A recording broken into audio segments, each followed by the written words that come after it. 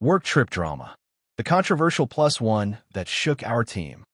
I remember the excitement that usually buzzed in our tight-knit sales team whenever we planned our biannual work trips.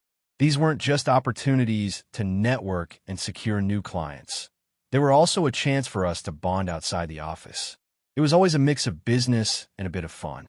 However, nothing could have prepared me for what happened on our last trip. We were all set for a city known for its buzzing business vibe. Everyone was in high spirits, ready to tackle long days filled with back-to-back meetings, networking events, and those obligatory work dinners.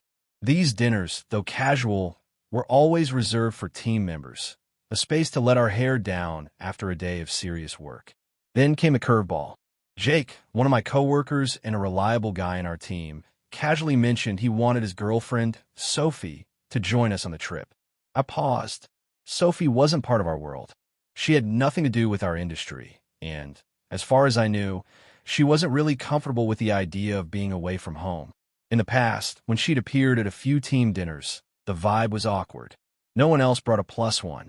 It felt off, like mixing professional boundaries with personal life in a way that diluted the purpose of our trip. Jake, are you sure this is a good idea? I asked, try to keep my tone neutral. I mean, she doesn't have any business in our meetings, and this is a work trip, not a couple's retreat. I explained my concerns. Our trips are not luxury vacations, but rather grueling schedules of meetings and events where every minute counts. Jake's reaction was unexpected. He got defensive, insisting that he'd cover her expenses and that it wasn't about money at all. But for me, it was never about the money. It was about maintaining the integrity of the trip. With a mix of exasperation and care, I added, it's not just about you. The whole team feels that inviting a partner turns this into something it isn't meant to be.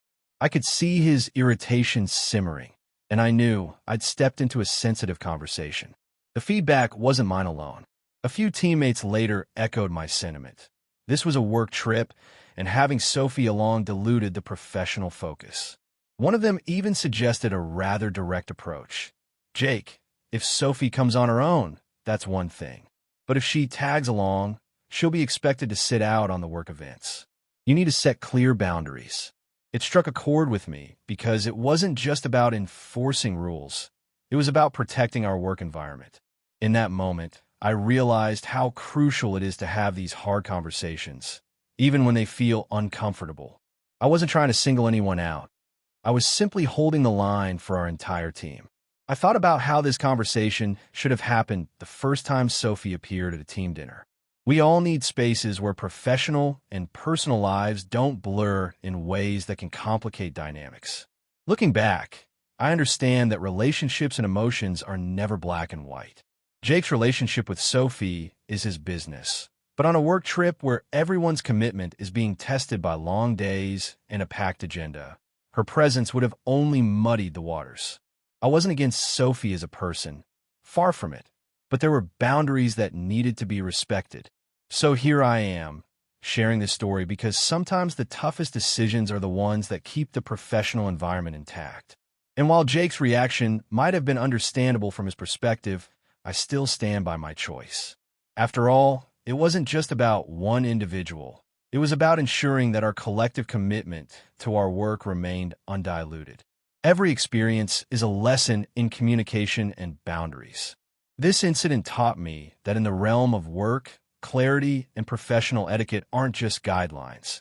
They're essential to maintaining a healthy team dynamic.